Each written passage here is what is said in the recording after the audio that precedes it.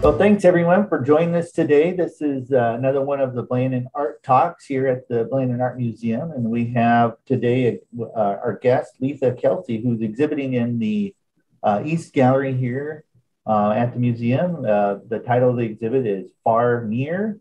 It's a wonderful exhibit full of very colorful paintings and collages. And if you get a chance, please stop in and check it out. Again, this will be posted on our website, on our YouTube channel, and then also on Facebook. And if you haven't subscribed to our YouTube channel, please do. We have a lot of content on there, not only our artist talks that we do for all of our exhibits, but also we have some learning activities and virtual classes that we offer through the YouTube channel, and some historical recordings as well as that are on there. So it's a great resource. So subscribe and check us out. So with that, we'll get right into the conversation. We're doing this over Zoom with Letha Kelsey here, and we'll get right into it. So thank you, Letha, for taking the time and doing this with us today. So and it's a pleasure to have your exhibit here at the museum. Thank you, Eric. Thanks so much. Yeah, I'm delighted to have my work at the Blandon. So thank you so much for that opportunity, and I'm glad to be here today. So well, good. So tell us a little bit about yourself and kind of your background, and what made you interested in pursuing art as a career. Sure. Okay, so well, I'm an Iowan, native Iowan. I grew up on a family farm near Iowa Falls, so not too far from the Blandon. Mm-hmm. And currently living and working in Wisconsin with my family, my husband, and two young sons. Following growing up in Iowa Falls, I went to school in Minnesota State, Mankato, pursuing a BFA in painting and drawing there, and then followed with grad school at UW-Madison. So I have my MFA from there in painting and drawing. And currently I'm working and serving as professor in the Department of Performing and Visual Arts at the University of Wisconsin-Platteville. Okay. And so where does your interest in art, where did that start? Yeah. Well, I think, I mentioned the farm and growing up there. And I think as a kid that space and that just to wander and be curious. I was really thankfully allowed to be bored. And my parents would, go outside, and my brother and I would do that, and we would explore the fields and the woods and just really learn to invent and to be curious about the outdoors. So the outdoors is a big part of my work and the kind of sensory experience that I hope to in some way convey to the viewer. So I think that supportive family, my mother is an artist, so we were always sort of making and experimenting, and I watched her living her very creative life too.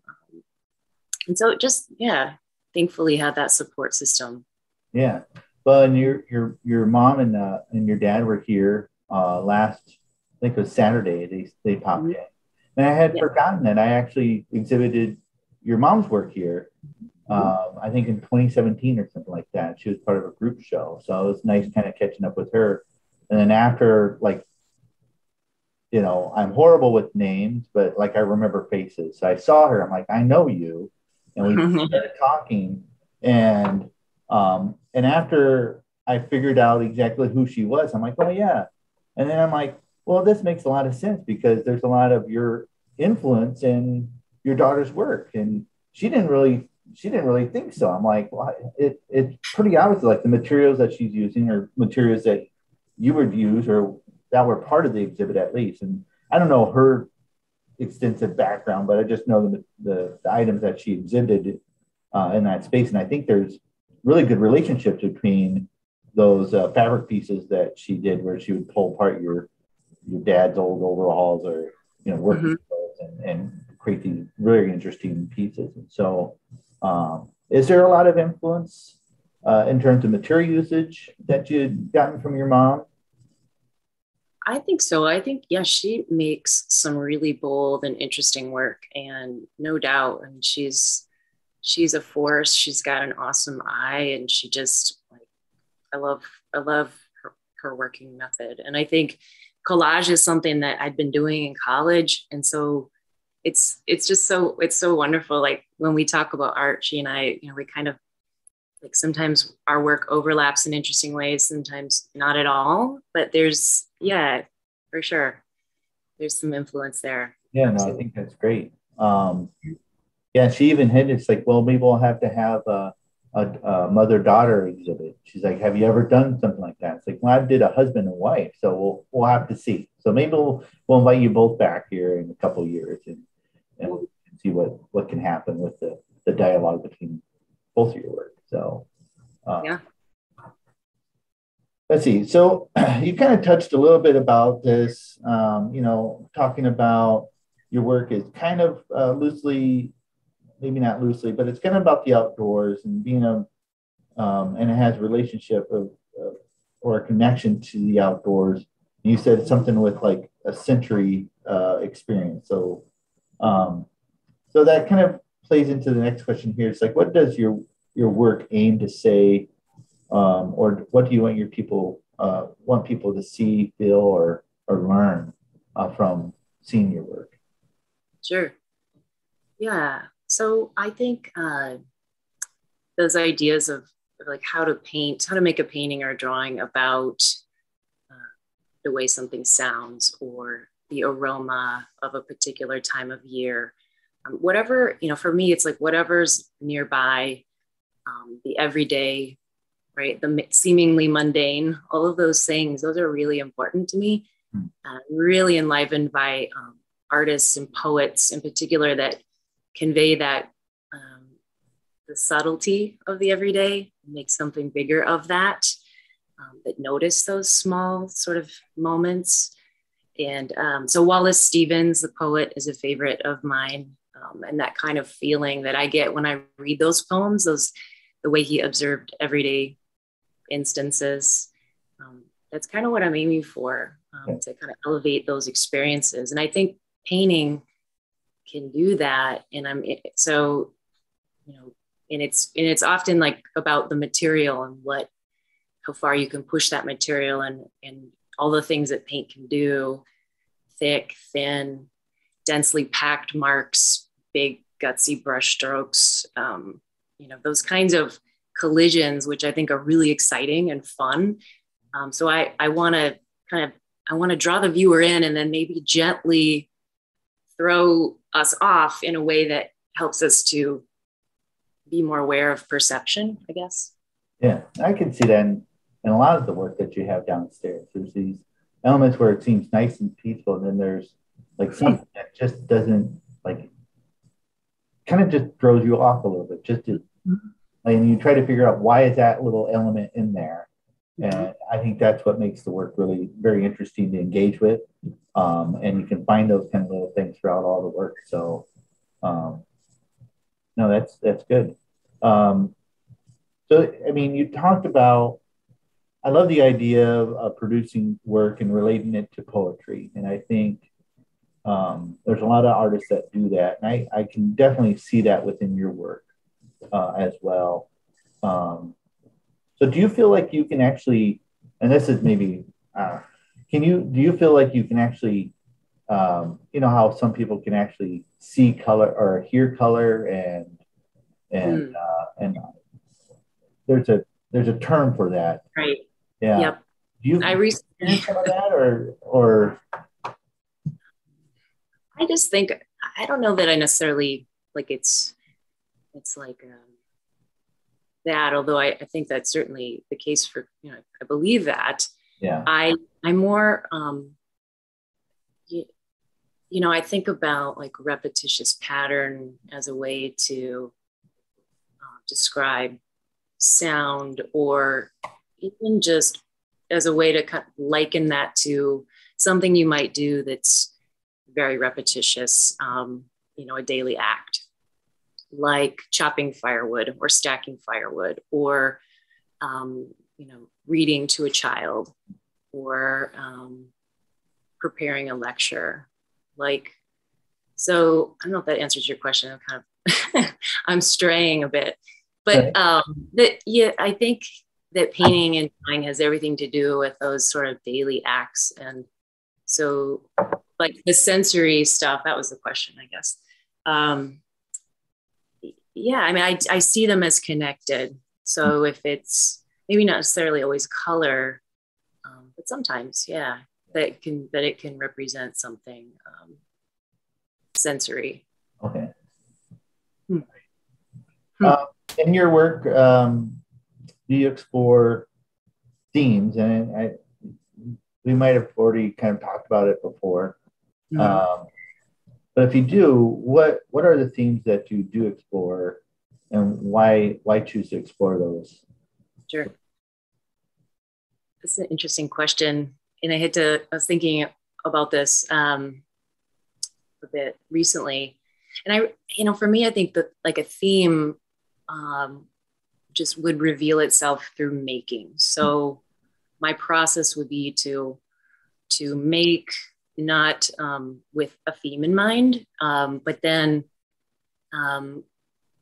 later, often this happens maybe months or even sometimes years after making, I will fully understand what the work is about. Mm-hmm. And then things start to come into kind of a way of organizing into a theme. So I might realize, okay, like right now I'm in this sort of theme of the nest, and that just, I started by making these paintings and drawings, and again, didn't really know what they were going to be. Didn't have a plan, wasn't trying to really organize them in a thematic way, but that came about just through making. Okay. Yeah. Kind of like, in a way you're talking about these actions that we perform daily, these kind of mechanical, procedures. And then, you allow the mechanical to happen, but then over time you let the organic nature of what that mechanical is about kind of open up. And I find that very interesting, because that's very similar to how I view my work. I never set out with the theme. I just get in there, you start playing with materials, playing with different ideas, and then hopefully, not always, but hopefully something kind of emerges where you're like, okay, well, this makes sense now, versus random pieces that are just kind of one-offs, So, so can you elaborate on the nest a little bit? Because that is something that kind of shows up in a lot of the works down there, is the nest, and maybe talk about like the tunnel, because that shows up quite a bit. Mm-hmm. And I think too, there's one other one, something about silence. What, isn't there a word called something silent? Oh, saddle, maybe. Maybe saddle. Yeah, sure.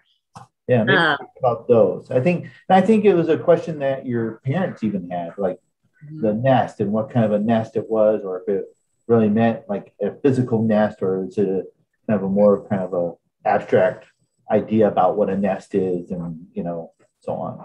Sure. Yeah. So, so since this show is featuring work from far and near, so the title Far and Near, where that comes from, the far works happened as a result of going for a really long walk. And so in 2010, I applied for and was awarded a summer research grant through the University of Wisconsin system. And my proposal was to walk the Ice Age National Scenic Trail, which covers the state of Wisconsin in a kind of sort of lovely looping fashion. It follows the edge of the last glacier. Okay. So I started in Door County and started walking. And so the plan was to just immerse myself in this sort of slow pace of walking, take that desire to really be sensory, an observer with the senses, to moving really slowly through the landscape. And so that was a really exciting project, just walking all day, every day, and making drawings at night. I also used a medium format film camera called a Holga to capture images along the way. And I'm not a photographer by any means, but it was a really interesting tool to have along. So those shapes that you asked about, like the nest and the saddle and the tunnel, were these very distinctive kind of iconic shapes that came to me after following the hike. When I returned from hiking, and I started making paintings out of all these, reference drawings and photos.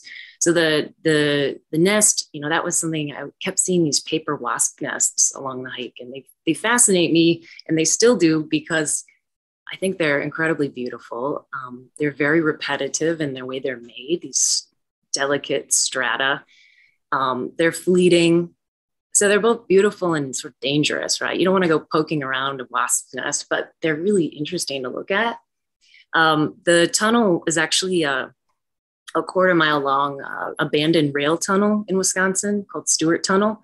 Okay. And it's built on a bit of a curve. And so to walk through it, you are completely in the dark. So there's no light at the end of the tunnel at one point. And so that experience of walking through this really dark abandoned train tunnel. And then the saddle was a snippet of water, Lake Michigan. So part of the trail takes you along Lake Michigan. Okay.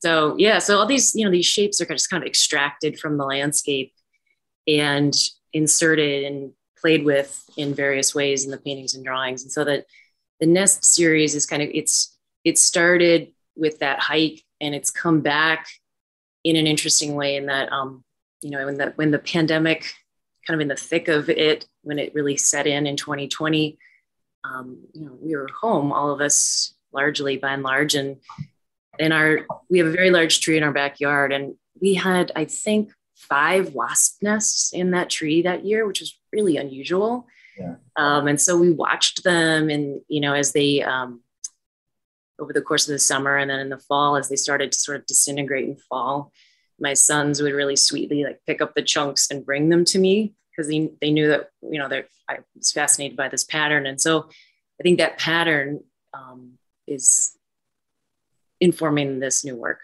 Yeah, and you can definitely see that within the work down there, that kind of way they kind of make those kind of waves or ridges as they built the nest down is very evident, at least in one of the works that I can pull to mind. So,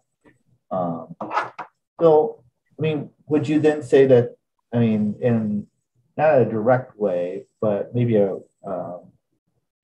happenstance way, your work is commenting on current state of affairs in some way, in relationship to not only what happened with the pandemic, but also how people's lives have kind of changed and altered. I know in our household, we talk about the before times, and now we're in the different times, or this new reality, whatever it is. And so even though the work doesn't directly talk about that, can you as an artist see how it can maybe provide some commentary or some context for people that have experienced what we've experienced, I guess? Mm-hmm. Yeah, that's a really interesting question. I think being home, the part of this, all the work that's in the show is from a series called Homing, mm-hmm. which that began shortly after I became a parent. Started making these collages and things that were just basically culled from my direct surroundings. And it was kind of an exercise in just, I'm here, I'm taking care of, I'm a caregiver for small children. I'm going all in on this. And I'm putting children down for naps. I'm, doing all of these things that parents do, but I'm also trying to keep making. And so I thought that was actually a really interesting place to be in. And so then, of course, being home because of a pandemic, that becomes a different layer. And what you're, I think for me, it's, the work is ultimately about this invitation to notice more, right? To have this kind of visual experience. And I think that there is a lot of beauty in the mundane or the seemingly mundane, right? So I guess if there's an optimism there, that's probably the current of, and an honesty, right? About, what it means to be in your house with your whole family, tight quarters. I mean, how do you make that work? And the kind of, maybe it's not taking it too seriously, even though I know we've all been dealing with, a lot of worry and upheaval and those difficulties. Certainly don't mean to make light of that, but just trying to retain that optimism. I can see that. And I also think your work helps. It's kind of a way for remind us that, slowing down, taking things at a certain pace, and experiencing, like you said, a lot of the work is based on experiencing nature and just being immersed in nature, which I think is amazingly important for people's health, not only physically, but their mental health, I think, too. And I think that's the other kind of underlining theme with your work is there's a sense of peace and calm that you can get from the work. Even though some of it is crazy and chaotic, there's still this kind of sense of like everything's kind of where it's supposed to be. And it's kind of this weird kind of sense of calm and peace, even though, you're using these crazy patterns and textures and things. It just, I don't know if that makes sense or not. Yeah. I get that from the work. So that's cool. Thank you. That's a really nice thing to hear. Thank you. So tell us about a little bit more your process in terms of creating things. Like, how do you go about starting the work? Do you do any research when you're doing it? And I think a big question that a lot of young artists have, it's like, how do you know you're finished with it? Yeah, for sure. Well, I think a big part of the process is, I kind of touched on like walking. I feel like that's really synonymous with painting in a lot of ways. Walking is slow. Painting is generally a slow and kind of thoughtful way of processing. Mm-hmm. I also draw at night before I go to sleep. I have a small sketchbook for that purpose, and really try not to edit too much at that point. It's just a way to recall the day from memory, and that could be anything from a logo on a semi that drove by, the color,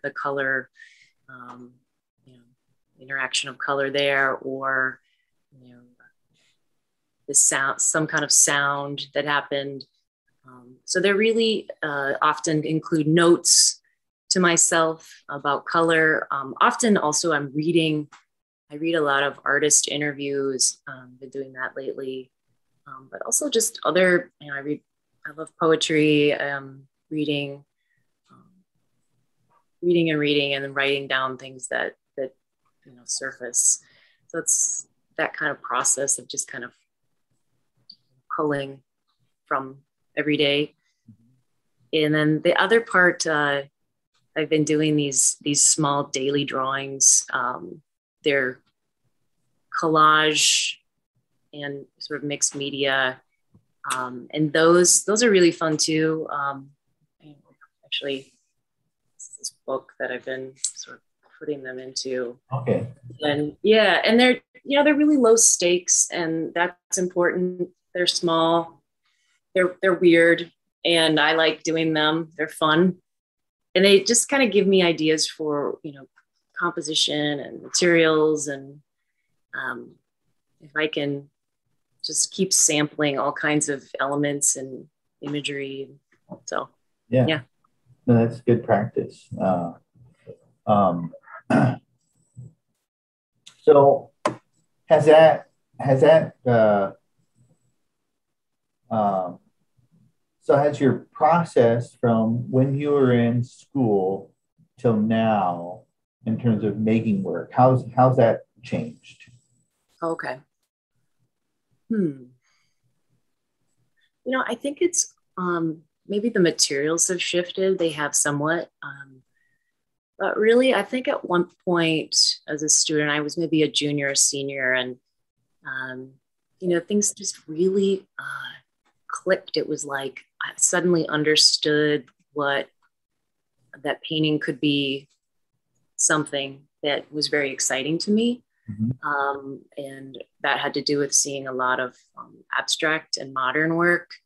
Um, in my art history class, I remember sitting in the auditorium and seeing Kandinsky and Sonia Delaunay and Paula Modersohn Becker. And I was just like, whoa. And then Kurt Schwitters and just Agnes Martin and just like, so, I mean, and then I had wonderful teachers who were also very open, knew just when to be there and kind of give you, that little bit of encouragement or suggest a new material. Yeah. But then they also just let you explore. And so I think that, my process, it's like painting is, making and solving a puzzle at the same time. You start this thing and then you have to deal with it and you have to figure it out.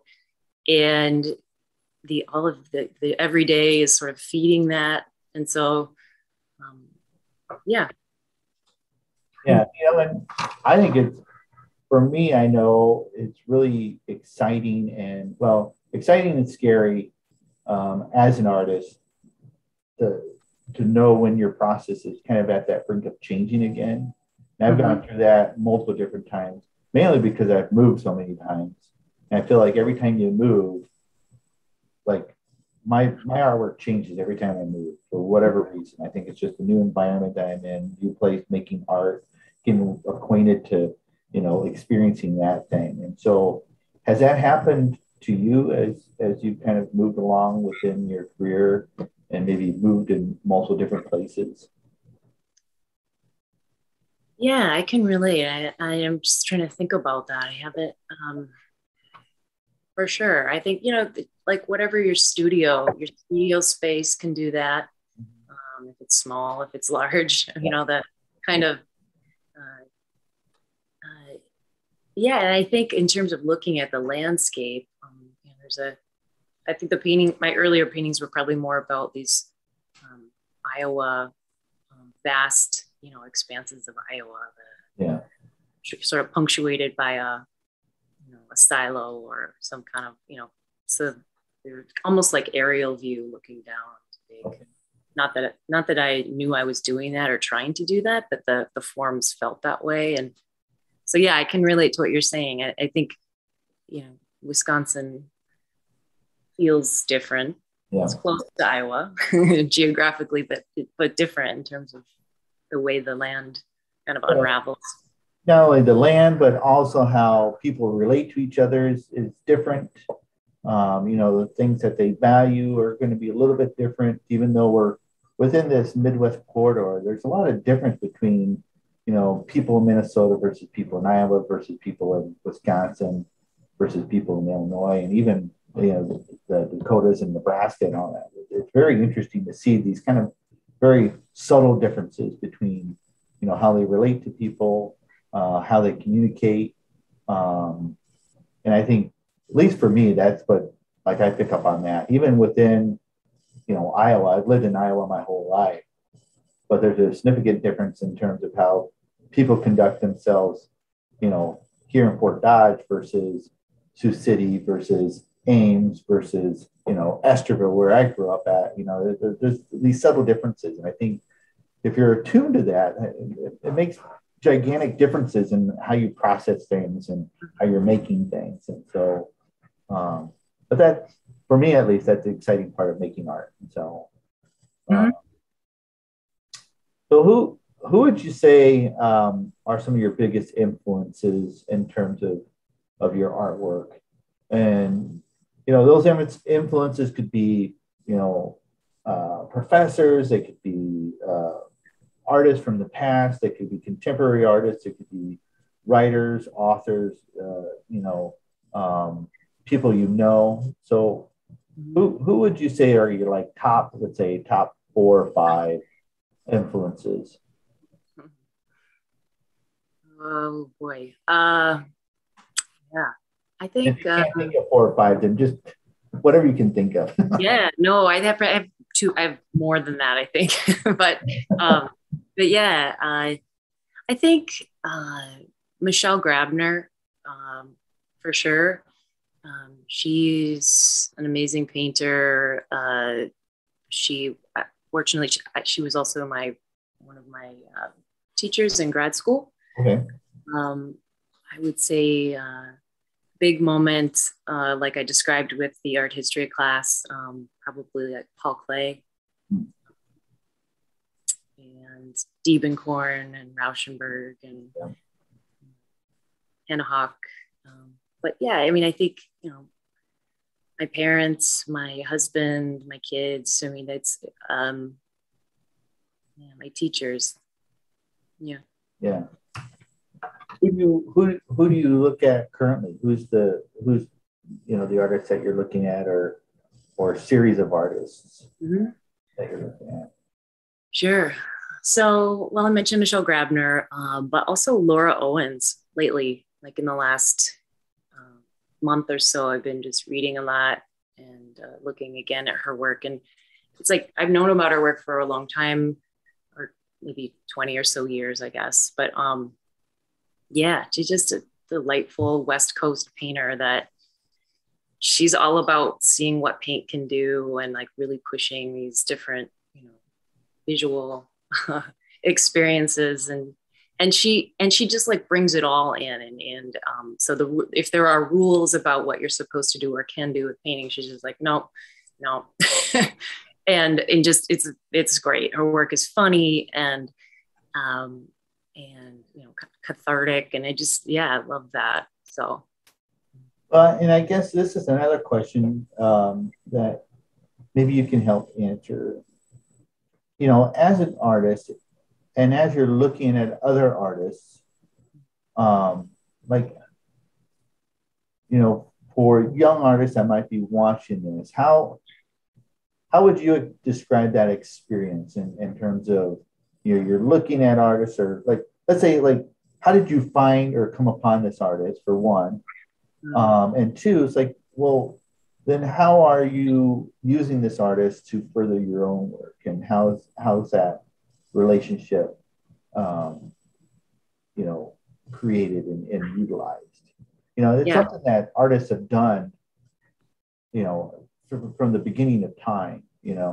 I always reference, like Jasper Johns was notorious for taking people's work or taking ideas from people all the time. And I tell, it's like, I steal things all the time. That's just how I am. But maybe you can talk about that. Like, how did you discover Laura, and how do you utilize her within your practice? Yeah. So her work was recommended when I think I was a grad student, and one of my professors, Derek Fish, said, hey, you should, do you know about Laura Owens? You probably really like her work. So, being in academia, wonderful experience. Love that community and just the energy of that and the freedom of that. And so, yeah, that was how I got connected with Owens's work, Laura Owens. And I just, the kind of, just like the wonderment of paint. And it's like, it just feels like it's endless. Her imagination is just massive, with what she does with paint. And I love that. And I mentioned that, she's not interested in like any kind of art historical, like old hierarchies about what makes a good painting or what is like serious painting or ambitious painting.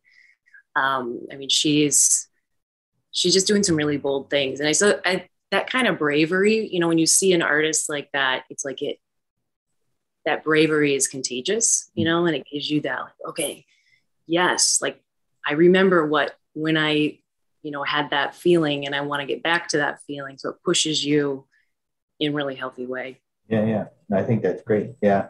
And like, I keep a book. I call it my visual dictionary. It's like, all my discoveries. So like I will do internet searches and I'll put them I'll grab their photo in a binder and then I'll kind of reference them later and try to go back. It's like, there's something about their work that interests me, and I kind of just keep an ongoing dialogue. I used to do more like writing and stuff when I was in grad school, where I would pull up, artist work, and then I'd write next to it. Now it's so much I just grab their work and I'm like, I'll get to it later, And so, well, for me, my artistic practice is not very strong right at the moment because I'm busy doing this. But Right. But I think it's good for any artist to kind of keep that kind of ongoing dialogue with other artists within the whole world and see what other people are doing. And I think it's really exciting. So what's next for your work? Like, where do you think you're heading in terms of development or big changes or anything? Yeah, I mean, I think there's this just I guess the simplest answer is I want to work big again. So I've got a big painting going. I just started. So that's, there's this kind of swing of like a pendulum of kind of working small, and it just, I'm sure you can relate to that, that desire to just work big again or transition. And yeah, I've got some new surfaces that I'm sort of testing out. So I'm experimenting. That's where I'm at right now. Well, that's exciting and scary at the same time. Yes. Yes. Because you have these moments where you're in the studio and you're like, I don't know what I'm doing. I don't know. This is all, and it's really scary. And you're like, yeah. So I can relate heavily to that. Mm-hmm.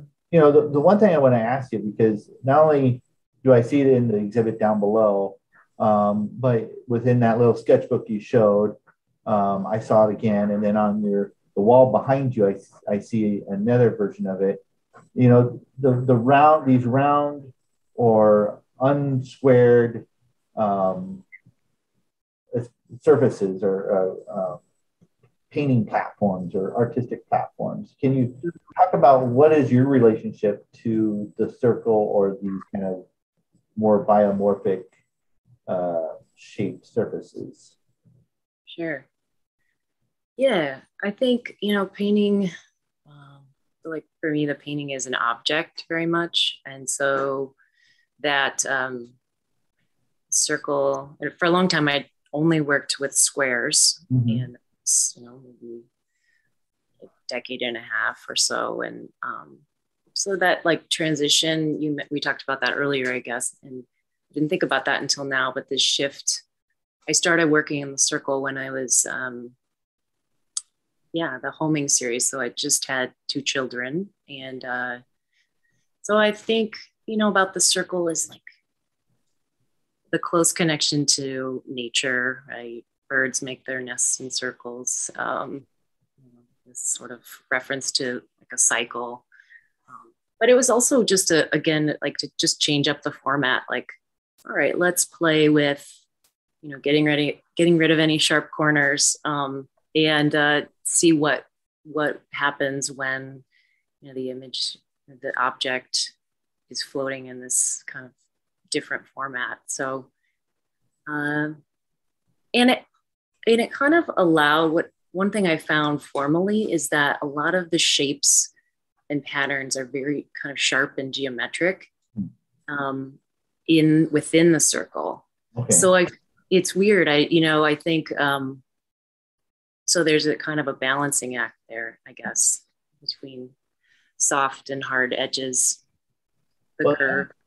And the other thing with the circle too is that there's no really defined, this is the right way up, or, because, you can sit there and you can put a screw in the middle and you just spin that thing and, and it could be, and so that has its own benefits and challenges too, because then, you have to, at some point, maybe, I don't know, define, the top, bottom, or, some artists that doesn't really, that doesn't really is a concern for them.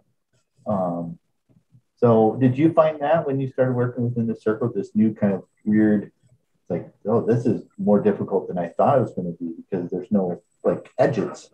Right. Yeah, it did present its own challenge for sure. Although I feel like um, for me, when I look at the circle works, like in the ones in the show, the collages, they do like they have a very, for me anyway, a very specific orientation in the way that like, yeah, there is an up, yeah, a right side up. But I get what you're saying. I love the kind of quality of play and I love the way you installed. My mom took pictures and she sent me some installation shots. And I love the kind of the really playful way that you hung the circles.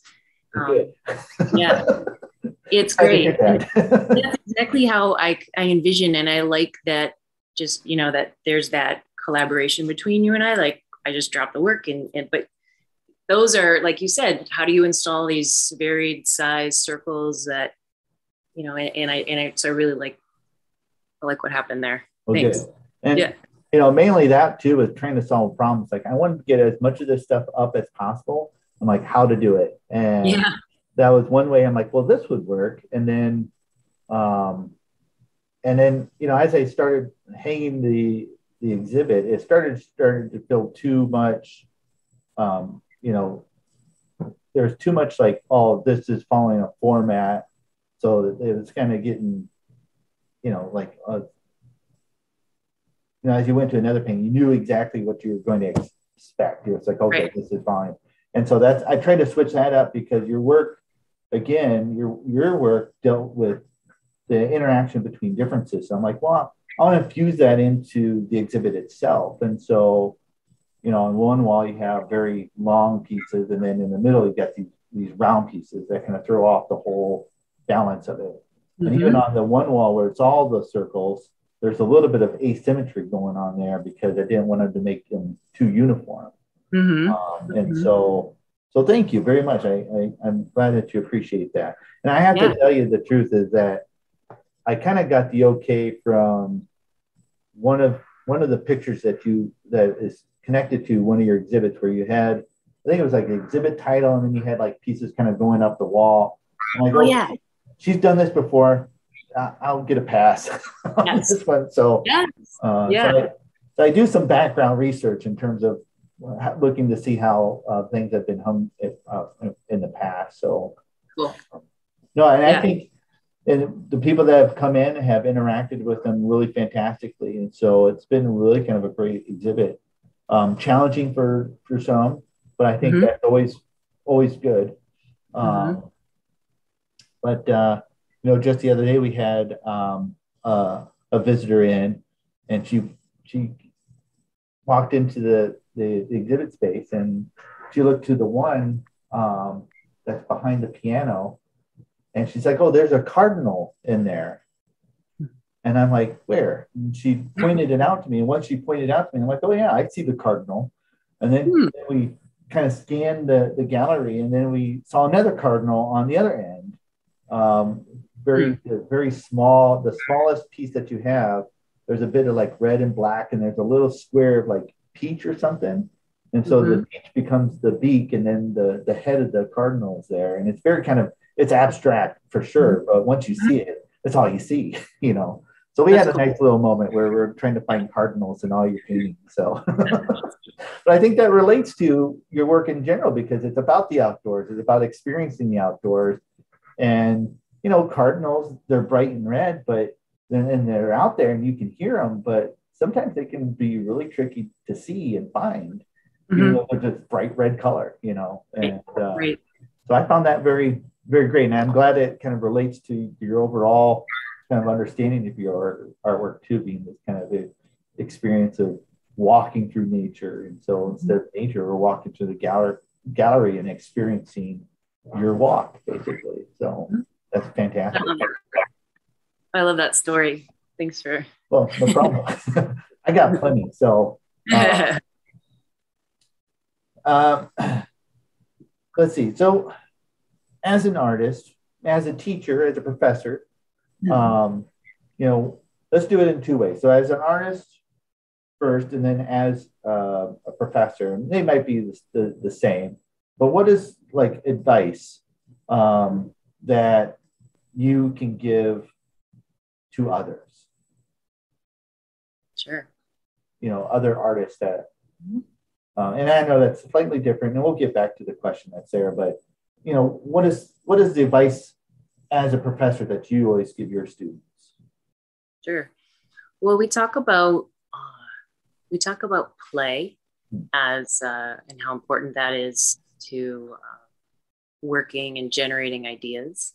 So I encourage that. And we talk about that point where when you're a child that you kind of are maybe encouraged to sort of outgrow that sense of wonder at like putting this next to this. And so I try to bring that back as much as possible. And then, the idea that artwork is work. Like it's, there's not this myth. There's this myth, I think, that, the artist is hero, just to go into your studio and execute this piece and that's it. Yeah. And that's just not it. There's so much, it's just like anything, you're practicing your skills, you're putting words together. If you're a writer, you're, shooting free throws. If you're an athlete, I mean, it's anything, like you put the work in. And so there's like training your body, being like physical, like doing all of those things, your mind and your body together in concert. So, yeah. So is that the same advice you would give as an artist then?